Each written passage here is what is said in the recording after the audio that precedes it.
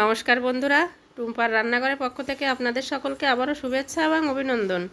বন্ধুরা দেখেন, এই যে গাছের থেকে তাল পড়েছে, এই তাল দিয়ে আজকে তাল ফুলুরি তৈরি করব। তো আমার শাশুড়ি মা এই যে তাল ছেঁকে দেবে।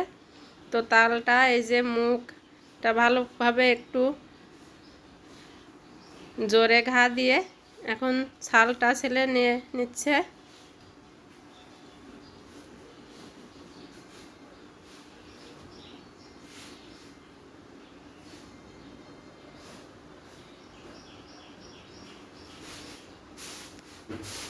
বর্ষার সময় আর এই তাল ফুলুরি খেতে তো খুবই সুন্দর লাগে। তো প্রথম এই তাল ছেঁকে আজকে ফুলুরি তৈরি করা হবে।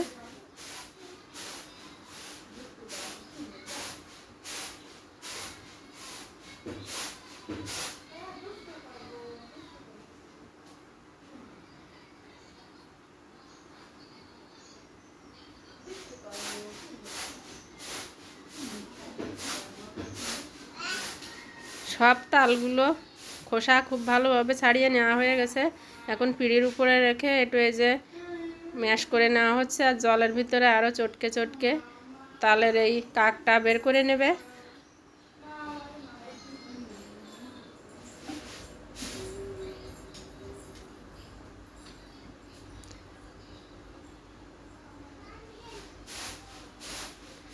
আটির গা থেকে কাকটা ভালো বের করার জন্য এই যে ভালোভাবে কেকে নেওয়া হচ্ছে। সব তালগুলো এই কাক বের করা হয়ে গেছে। এখন নেটের উপরে দিয়ে সেঁকে নেওয়া হবে যাতে ওর খোসাটা না যায়।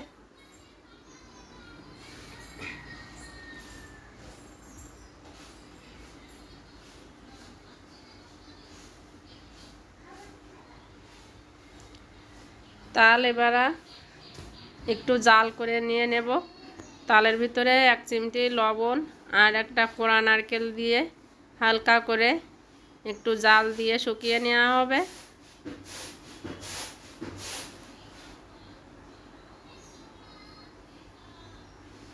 তাল একটু জাল করে নেওয়া হয়েছে। এখন তাল ফুলুরি তৈরি করার জন্য আমি একটা সুন্দর ডো করে নেব।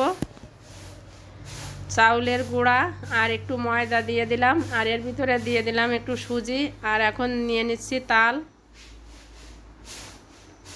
দিয়ে দেবো সামান্য 1 চিমটি লবণ, আর দিয়ে দেব মিষ্টি আপনারা যে যেমন পছন্দ করেন সেই অনুপাতেই চিনি।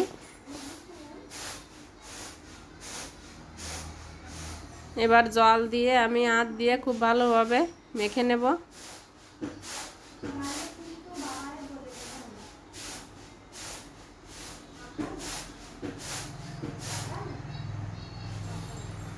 কড়াইয়ে তেলটাও আমার গরম হয়ে গেছে। এখন আমি তাল ফুলুরি তৈরি করার জন্য এই যে ব্যাটার দিয়ে দিচ্ছি।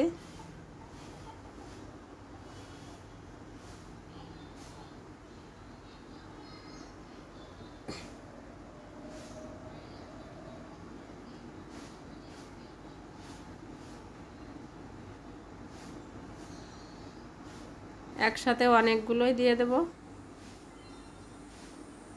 দেখেন এক সাইডটা ভাজি হয়ে গেছে, প্রায় লাল হয়ে এসেছে। এভাবে আমি উল্টে পাল্টে সময় নিয়ে লাল লাল করে ভেজে উঠিয়ে নিচ্ছি।